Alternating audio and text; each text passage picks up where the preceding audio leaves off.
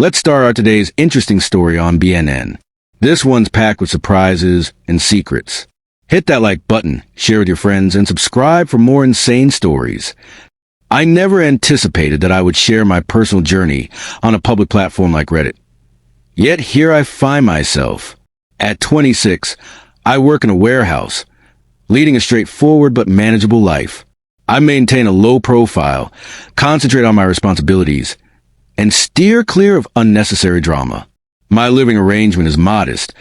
I reside in a small apartment, drive a reliable used car, and my refrigerator often contains more takeout containers than actual groceries. I take pride in my self-sufficiency, particularly when compared to my parents, who have consistently held a skewed perception of financial reality. My parents have never genuinely experienced poverty. They merely adopt that persona when it serves their interests. Whenever I needed something significant, they would claim they couldn't afford it, only to indulge in luxuries later that same day. This behavior has perpetually frustrated me, but I never anticipated it would culminate in the events of last week. After a grueling shift at work, I was exhausted and ready to head home, perhaps stopping for a burger along the way. Upon arriving at the parking lot, I reached for my keys, only to find my car missing. Initially, I thought I might have parked it elsewhere, but after several laps around the lot, I realized it was gone. My heart sank as I called the police, only to discover that my car hadn't been stolen. It had been sold by my own father. I purchased that car when I was 20, but my dad's name was on the title because I required a co-signer for the loan. I had planned to transfer the title to my name once I paid it off, but life got in the way, and I never completed the process. I had left the car at my parents' house for safekeeping while my apartment complex repaved the parking lot. I should have known better. When I called my parents, they were conveniently enjoying vacation at a luxury resort, completely unaware of the turmoil they had caused.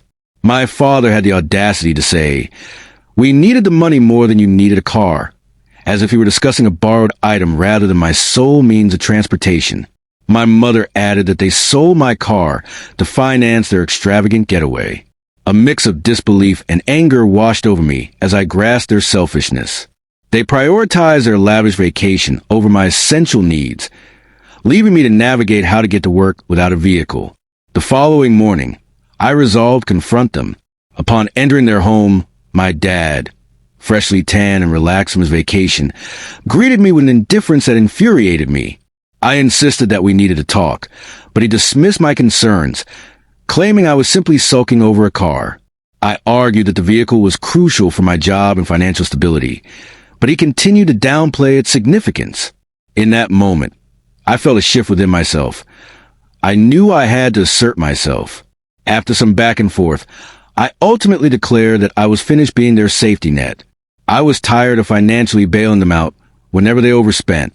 The conversation escalated, and as I walked away, I felt liberated. I had finally drawn a line and would no longer tolerate their manipulative behavior. The subsequent weeks were tumultuous. My parents knocked on my door, frantic and desperate, claiming I was abandoning them. They pleaded with me to reconsider, but I remained resolute. I was prepared to take legal action against them for selling my property without my consent.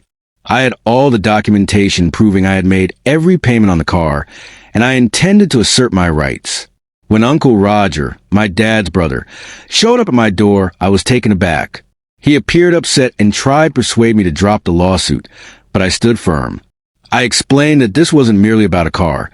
It represented years of manipulation and financial exploitation. I would no longer be their backup plan. After considerable deliberation, I decided to proceed with the lawsuit. When my lawyer informed me of their attempt to negotiate, I found their offer laughable, a mere $200 and a weak apology. I promptly rejected it and prepared for court. During the trial, it became painfully clear how unprepared my parents were. My lawyer presented unequivocal evidence, showing that I had financed the car. The judge ruled in my favor without hesitation, ordering my parents to reimburse me for the full market value of the vehicle, along with additional damages for emotional distress. The consequences were immediate and severe. Not only were they required to pay me back, but their financial mismanagement also caught up with them. Their house faced foreclosure, as they had taken out loans against it to sustain their extravagant lifestyle. Uncle Roger informed me they had to move into a dilapidated apartment, stripped of their previous luxuries. Initially, I thought I might feel guilty or regretful about the situation, but instead, I felt an unprecedented sense of freedom. I had finally stopped bearing the weight of my parents' mistakes. In the end, I purchased a new car, one that was entirely mine, and began saving for my future without the burden of my parents' financial irresponsibility. Reflecting on this experience, I recognize that my parents sabotage their own lives through their actions. I merely cease to enable them. I do not view myself as a bad person for standing up for myself. Rather, I finally did what I should have done years ago.